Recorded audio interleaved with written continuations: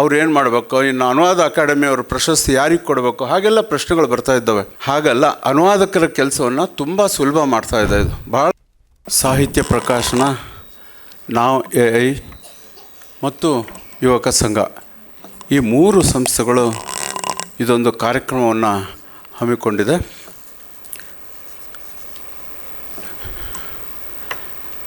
ಹಿಂದೆ ಒಂದು 20-25 ವರ್ಷ ಹಿಂದೆ ಕನ್ನಡದ ಒಬ್ಬ ಬಹಳ ಪ್ರಸಿದ್ಧರಾದ ಸಾಹಿತಿಗಳು, ಪತ್ರಕರ್ತರು ಅವರ ಪತ್ರಿಕೆಯಲ್ಲೇ ಬರ್ಕೊಂಡಿದ್ರು.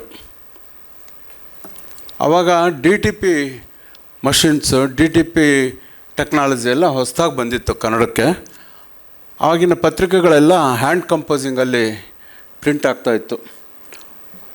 ಅವರು ಬಹಳ ಜೋರಾಗಿ ಬರ್ಕೊಂಡ್ಬಿಟ್ಟಿದ್ರು, ನಾನು ಈ DTPನ ಬಳಸೋದೇ ಇಲ್ಲ ನನ್ನ ಪತ್ರಿಕೆಗೆ. ಯಾಕಂದರೆ ಒಂದು DTP ಸಿಸ್ಟಮ್ ಬಂದುಬಿಟ್ರೆ 20 ಜನ ಕಂಪೋಸಿಟ್ರ ಹೊಟ್ಟೆಗೆ ಕಾಲು ಕೊಡುತ್ತೆ.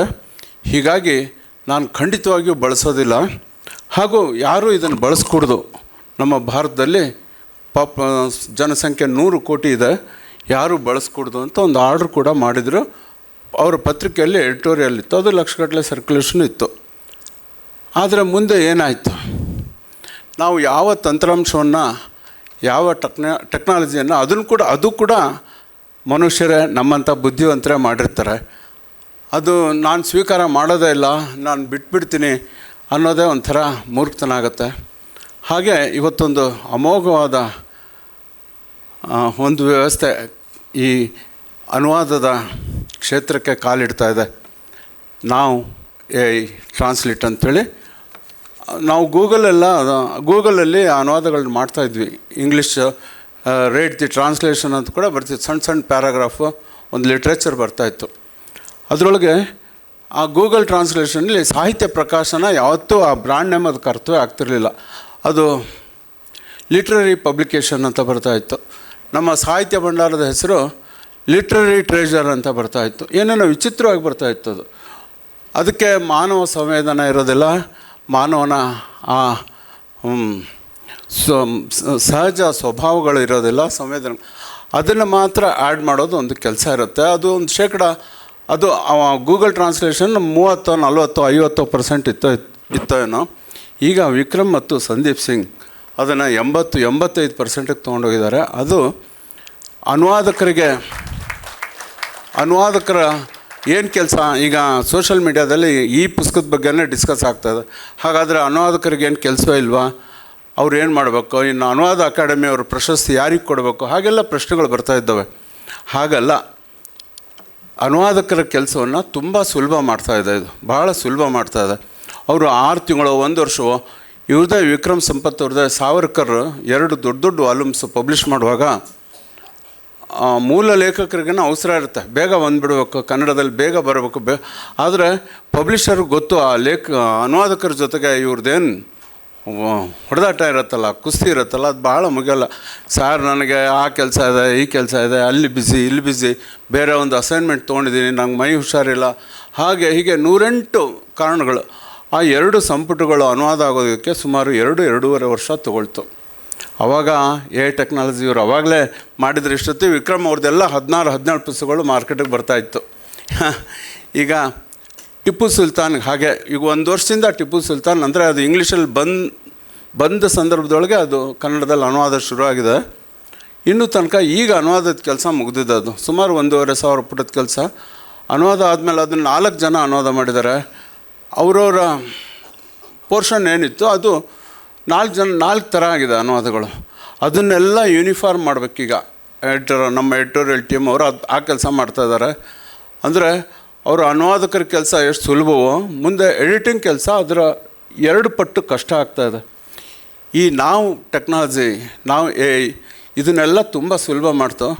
ಇದರ ಅನುಭವ, ಈ ನನ್ನ ಹೆಸರು ಗೌರ್ಜಾನ್, ಇದು ಮತ್ತೇನಪ್ಪ ಕಷ್ಟ, ಟಿಪ್ಪು ಸುಲ್ತಾನ್ ಅರ್ಧ ಮಾಡಿ ಇತ್ತು, ಇದು ಮಧ್ಯೆ ಇನ್ನೊಂದು ಪುಸ್ತಕ ಬಂದುಬಿಡ್ತು ಅಂಥೇಳಿ ಇದರ ಪ್ರೂಫ್ ರೀಡಿಂಗ್ ಶುರು ಮಾಡಿದೆ ಸರ್. ನಮ್ಮ BV ಕುಲಕರ್ಣಿ ಅವ್ರು ಬಂದಿದ್ದಾರೆ, ಕರ್ನಾಟಕ ಸರ್ಕಾರದ ವಿಶ್ರಾಂತ ಸೆಕ್ರೆಟ್ರಿ ಕಾರ್ಯದರ್ಶಿಗಳಾಗಿ ಕೆಲಸ ಮಾಡಿ ರಿಟೈರ್. ಒರೇಶ್ ಇಸ್ ರೀಡರ್, ಅವ್ರಿಗೆಲ್ಲ ಇದೆಲ್ಲ ಅನುಭವ ಇದೆ, ಧಾರವಾಡದವರು. ಹಾಗೆ ಭೈರಪ್ಪನವರ ಮಗ ಉದಯ್ ಶಂಕರ್ ಕೂಡ ಬಂದಿದ್ದಾನೆ ಅಂದರು. ಎಲ್ಲ ಸೇರಿದ್ದಾರೆ ಈ ಥರದ ಅನುಭವ ಉಳ್ಳವರೆಲ್ಲ. ಅದು ಗೌಹರ್ ಜಾನ್ ಬಂದ ತಕ್ಷಣ ನಾನು ಪ್ರೂಫ್ ರೀಡಿಂಗ್ ಸ್ಟಾರ್ಟ್ ಮಾಡಿದೆ. ಪ್ರಿಂಟೌಟ್ ತೊಗೊಂಡು ಪೇಜ್ ರೀಚ್ ಆದಮೇಲೆ ಪ್ರೂಫ್ ರೀಡಿಂಗ್ ಶುರು ಮಾಡಿದೆ. ಅದು ಎಷ್ಟು ವೇಗವಾಗಿ ಎಷ್ಟು ಸುಲಭವಾಗಿ ಮಾಡಿಬಿಡ್ತು ನನ್ನ ಕೆಲಸ ಅಂದರೆ ನನಗೆ ಭಾಳ ಖುಷಿ ಆಯಿತು. ಆದರೆ ನನ್ನ ನಂತರ ಇನ್ನೊಬ್ಬರು ಪ್ರೂಫ್ ರೀಡರ್ ಇದ್ದಾರೆ, ವೆಟ್ರನ್ ಜರ್ನಲಿಸ್ಟ್ ಗೋಪಾಲಕೃಷ್ಣ ಹೆಗಡೆ ಅಂತೇಳಿ ಅವ್ರು ಪ್ರಜಾವಾಣಿಗೆ ಚೀಫ್ ಎಡಿಟರ್ ಆಗಿ ರಿಟೈರ್ ಆದವರು. ಅವರು ಎಲ್ಲನೂ ಓದ್ತಾರೆ. ಅವ್ರಿಗೆ ನಾನು ಸುಮ್ಮನೆ ಹೇಳಲಿಲ್ಲ ಏನು ಎಂತು ಅಂತ ಅವ್ರಿಗೆ ಕೊಟ್ಟೆ. ಅವರು ಮುಕ್ಕಾಲು ಪಾಲು ಓದಿದ ತಕ್ಷಣ ನಾನು ಫೋನ್ ಮಾಡಿದ್ರು, ಸುಬಣ್ಣ ಇದ್ಯಾರು ಅನುವಾದ ಮಾಡಿದ್ದಾರೆ, ನಾನು ಟಿಪ್ಪು ಸುಲ್ತಾನ್ ಓದಿ ಸುಸ್ತಾಗಿ ಹೋಯಿತು, ಇದ್ಯಾರು ಮಾಡಿದ್ದಾರೆ ರೀ, ತುಂಬ ಚೆನ್ನಾಗಿದೆ, ಭಾಳ ಚೆನ್ನಾಗಿದೆ ಅಂದರು. ಆವಾಗ ಹೇಳಿದೆ ಇದು ಎ ಟೆಕ್ನಾಲಜಿನಲ್ಲಿ ಆಗಿರೋದು ಅಂತಂದೆ. ಹೌದಾ, ಏನು ಎಕ್ಸಲೆಂಟ್, ಎಷ್ಟು ಚೆನ್ನಾಗಿದೆ ರೀ, ಭಾಳ ಒಳ್ಳೆ ರಿಸಲ್ಟು ಅಂತಂದರು. ನಾನು ಆಮೇಲೆ ಶ್ರೀಗೌರಿ ಅವ್ರಿಗೆ ಮಾತಾಡಿದೆ. ಅವರು ಫೈನಲ್ ಟಚಪ್ ಎಲ್ಲ ಅವ್ರು ಮಾಡಿದ್ದು, ಎಡಿಟಿಂಗೆಲ್ಲ ಅವ್ರು ಮಾಡಿದ್ದು. ಭಾಳ ಇದು ಈ ಟೆಕ್ನಾಲಜಿನೇ ಬೇಡ, ಈ ಟೆಕ್ನಾಲಜಿನ ನಾವು ಮೀರಿ ಬದುಕು ಮಾಡ್ತೀವಿ ಅಲ್ಲ, ಅದನ್ನು ಜೊತೆಗೂಡಿಸ್ಕೊಂಡು ಅದ್ರ ಜೊತೆಗೆ ನಾವು ಹೇಗೆ ಬೆಳಿಬೇಕು, ಹೇಗೆ ಫೇಸ್ ಮಾಡಬೇಕು, ಇನ್ನೂ ಹೆಚ್ಚು ಚೆನ್ನಾಗಿ ಹೇಗೆ ನಾವು ಡೆವಲಪ್ ಆಗ್ಬೋದು ಅನ್ನೋ ಯೋಚನೆ ಮಾಡಬೇಕು. ಯಾವ ಟೆಕ್ನಾಲಜಿನ ನಾವು ವಿರೋಧಿಸಿ ಇರೋಕ್ಕೆ ಆಗಲ್ಲ. ಈಗ ನಾನು ಅದಕ್ಕೆ ಅದು ಆ ಸಂಪಾದಕರ ಅವ್ರು ಬರೆದಿರೋದು ನೆನಪಾಯ್ತು. ನನಗೆ ಹೇಳಿದೆ, ಅವ್ರು ಯಾರು ಅಂದರೆ ಪಿ ಲಂಕೇಶ್. ಅವ್ರು ಲಂಕೇಶ್ ಪತ್ರಿಕೆಯಲ್ಲಿ ಬರೆದಿರೋದು ಕಮಿಟ್ ಆಗಿದ್ರು ಅವರು, ನಾನು DTP ಸಿಸ್ಟಮೇ ಯೂಸ್ ಮಾಡೋದಿಲ್ಲ ಅಂತ. ಆದರೆ ಮುಂದೆ ಅನಿವಾರ್ಯವಾಗಿ ಆ ಪತ್ರಿಕೆಯು ಅವ್ರ ಪುಸ್ತಕಗಳು ಎಲ್ಲವೂ DTPನೇ ಆಯಿತು. ಹೀಗೆ ಈ ಮೊದಲ ಈ ಟೆಕ್ನಾಲಜಿ ತಂತ್ರಾಂಶವನ್ನು ಬಳಸಿ ಭಾರತೀಯ ಭಾಷೆಗಳಲ್ಲೇ ಮೊದಲ ಪುಸ್ತಕ ಇವತ್ತು ಹೊರಗೆ ಬರ್ತಾಯಿದೆ.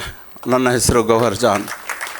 ಆ ಹೆಗ್ಗಳಿಕೆ ಕನ್ನಡಕ್ಕೆ, ಕನ್ನಡ ನಾಡಿಗೆ, ಕನ್ನಡ ಭಾಷೆಗೆ ಸಿಕ್ಕಂತೆ ನಮ್ಮ ಸಾಹಿತ್ಯ ಪ್ರಕಾಶನಕ್ಕೆ ಆ ಹೆಗ್ಗಳಿಕೆ ಆ ಕೀರ್ತಿ ಶಾಶ್ವತವಾಗಿ ಉಳಿಯುತ್ತೆ. ಇನ್ನೊಂದು 100 ವರ್ಷ ಆದರೂ ಫಸ್ಟ್ AI ಟೆಕ್ನಾಲಜಿಲಿ ಟ್ರಾನ್ಸ್ಲೇಟ್ ಆದ ಪುಸ್ತಕ ಅನ್ನೋದಿರುತ್ತೆ. ಅದು ವಿಕ್ರಮ್ ಸಂಪತ್ ಅವ್ರಿಗೆ ಸಲ್ಲತ್ತೆ. ಅದು ಲೇಖಕರು ಹೌದು, ಆ ಟೆಕ್ನಾಲಜಿ ಸಂಶೋಧಕರು ಹೌದು. ಇಂಥದ್ದೊಂದು ಸಂತೋಷದ ಸಂದರ್ಭದಲ್ಲಿ ನಾವೆಲ್ಲ ಸೇರಿದ್ದೀವಿ. ವಿಕ್ರಮ್ ಸಂಪತ್ ಅವರ 4 ಪುಸ್ತಕಗಳು ಸುಮಾರು 1.5-2 ವರ್ಷದಲ್ಲಿ, ಅದು ಭೈರಪ್ಪನವರ ಒತ್ತಡದಿಂದ, ಅವರ ಒತ್ತಾಯದಿಂದ 4 ಪುಸ್ತಕಗಳು ಸುಮಾರು 2 ವರ್ಷದೊಳಗೆ ಕನ್ನಡದಲ್ಲಿ ಬಂತು. ಎಲ್ಲವೂ ದೊಡ್ಡ ದೊಡ್ಡ ಸಂಪುಟಗಳೇ. ಸಾವರ್ಕರ್ ಭಾಗ 1, 2, ಬ್ರೇವ್ ಹಾರ್ಟ್ಸ್ ಆಫ್ ಭಾರತದ ಧೀರ ಚೇತನಗಳು, ಹಾಗೆ ವೇಟಿಂಗ್ ಫಾರ್ ಶಿವನಿಗೆ ಕಾಯ್ತಾ ಬಂತು. ಈಗ ವಿಕ್ರಮ್ ಸಂಪತ್ ಅವರ 5ನೇ ಪುಸ್ತಕ, ಇದು ನನ್ನ ಹೆಸರು ಗೌಹರ್ ಜಾನ್ ಬರ್ತಾಯಿದೆ. ನಾನಂತೂ ಭಾಳ ಖುಷಿಪಟ್ಟೆ. ಈ ಪುಸ್ತಕ ಬಹುಶಃ 4ಕ್ಕಿಂತ ಇದು ಇನ್ನೂ ಚೆನ್ನಾಗಿತ್ತು ಅಂತ ಅನಿಸೋ ಆಗಿದೆ. ಹೊಸ ಲೋಕ. ಒಬ್ಬ ಸಂಗೀತಗಾರರು, ಒಬ್ಬ ಹಿಂದೂಸ್ತಾನಿ ಸಂಗೀತಗಾರರು ಬರೀ ಸಂಗೀತ, ನಾದ, ಸ್ವರ ಅದು ಹಾಗೆ ಅಷ್ಟೇ ಇದ್ದಿದ್ರೆ ಅದರೊಳಗೆ ಆ ಮಜಾ ಸಿಗ್ತಾಯಿತ್ತೋ ಇಲ್ವೋ. ಆದರೆ ಆ ಗೌಹರ್ ಜಾನ್ ಇಡೀ ಲೈಫೇ ಭಾಳ ಮಸಾಲೆ ಲೈಫ್. ಅದು ಭಾಳ ಚೆನ್ನಾಗಿದೆ. ಯಾರು ಸಂಗೀತ ಜ್ಞಾನ ಇಲ್ಲದೇ ಇರೋರು ಕೂಡ ಅದನ್ನು ಓದಿ ಎಂಜಾಯ್ ಮಾಡ್ತಾರೆ. ಏನಪ್ಪ ಇದು ಹೊಸ ಲೋಕ ಅನಿಸುತ್ತೆ. ತವಾಯಿಫ್ಗಳ ಲೈಫ್ ಇದೆ. ಎಲ್ಲ ನಮ್ಮ ಸಮಾಜ ಫ್ರೀಡಮ್ ಮೂಮೆಂಟ್ಗಿಂತ ಮುಂಚಿನ ಇಂಡಿಯಾದ ಬದುಕೊಳಗೆ ಆ ತವಾಯಿಫ್ಗಳು, ಹಿಂದೂಸ್ತಾನಿ ಸಂಗೀತಕ್ಕೆ. ನಾನು ಆ ಠುಮರಿ ಬಗ್ಗೆ ಎಷ್ಟು ಒಳ್ಳೆ ಇಂಟರ್ವ್ಯೂ ಕೊಟ್ಟು ಪಾಠ ಹೇಳ್ತಾಳೆ ಗೌಹರ್ ಜಾನ್. ಹೊಸ ಸಂಗೀತದ ಬಗ್ಗೆ ಆಸಕ್ತಿ ಉಳ್ಳ 2 ಯಂಗ್ಸ್ಟರ್ಸ್ ಮನೆಗೆ ಬಂದಿರ್ತಾರೆ. ಅವಳು ಠುಮರಿ ಅಂದರೆ ಏನು ಅಂತೇಳಿ ಒಂದು 4-5 ಪುಟ ಎಕ್ಸ್ಪ್ಲೇನ್ ಮಾಡ್ತಾಳೆ ಅವಳು 1 ಗಂಟೆ ಆ ಹುಡುಗರಿಗೆ. ಅಂದರೆ ಸಂಗೀತಗಾರರ ತಿಳುವಳಿಕೆ ಕೂಡ ಎಷ್ಟು ಉನ್ನತವಾಗಿತ್ತು. ನಮ್ಮ ಮಂಜುನಾಥ್ ಸರ್ ಥರನೇ ಅವ್ರದ್ದು ಮಾತುಗಳನ್ನ ಕೇಳಿದ್ದೀನಿ ನಾನು. ಭಾಳ ಬರೀ ಹೆಚ್ಚು ನನ್ನ ಗಂಗೂಬಾಯಿ ಹಾನ್ಗಲ್ ಭಾಳ ಆಪ್ತವಾಗಿದ್ದೆ ನಾನು. ಅವರು ಒಳ್ಳೆ ಸಂಗೀತಗಾರರು, ಭಾಳ ಒಳ್ಳೆ ಸಂಗೀತಗಾರರು, ಭಾಳ ಒಳ್ಳೆ ಹ್ಯೂಮನ್ ಬೀಯಿಂಗ್. ಅಷ್ಟು ಶ್ರೇಷ್ಠ ವ್ಯಕ್ತಿತ್ವನೇ ನಾನು ಅಷ್ಟು ಹತ್ತಿರದಿಂದ ನೋಡಿಲ್ಲ. ನನಗೊಂದು 20-30 ವರ್ಷದಿಂದ ಅವ್ರ ಒಡನಾಟ ಇತ್ತು. ಒಳ್ಳೆ ಸಂಗೀತಗಾರ. ಆದರೆ ಆ ರಾಗಗಳ ಬಗ್ಗೆ ಹಾಗೆ ಹೀಗೆ ಯಾರಾದರೂ ಕೇಳೋ ಪ್ರಶ್ನೆಗಳಿಗೆ, ಇಲ್ಲಪ್ಪ ನನ್ನ ಗುರುಗಳು ಹಂಗೆ ಹಾಡ್ತಿದ್ರು, ನಾ ಹಂಗೆ ಹಾಡ್ತೀನಿ ಅಂತಿದ್ರು ಅವರು. ಅವ್ರಿಗೆ ಹೆಚ್ಚು ಆ ಸಂಗೀತದ ಜ್ಞಾನಕ್ಕಿಂತ ಒಳ್ಳೆ ಸಂಗೀತಗಾರ್ತಿಯಾಗಿದ್ರು. ಸಂಗೀತಗಾರರು ಭಾಳ ಜನ ನೋಡಿದ್ದೀನಿ, ಅವರು ಒಳ್ಳೆ ಸಂಗೀತಗಾರರು, ಒಳ್ಳೆ ಹಾಡುಗಾರರು. ಆದರೆ ಆ ಸಂಗೀತದ ಜ್ಞಾನ ಬಹಳ ಕಡಿಮೆ ಇರುತ್ತೆ.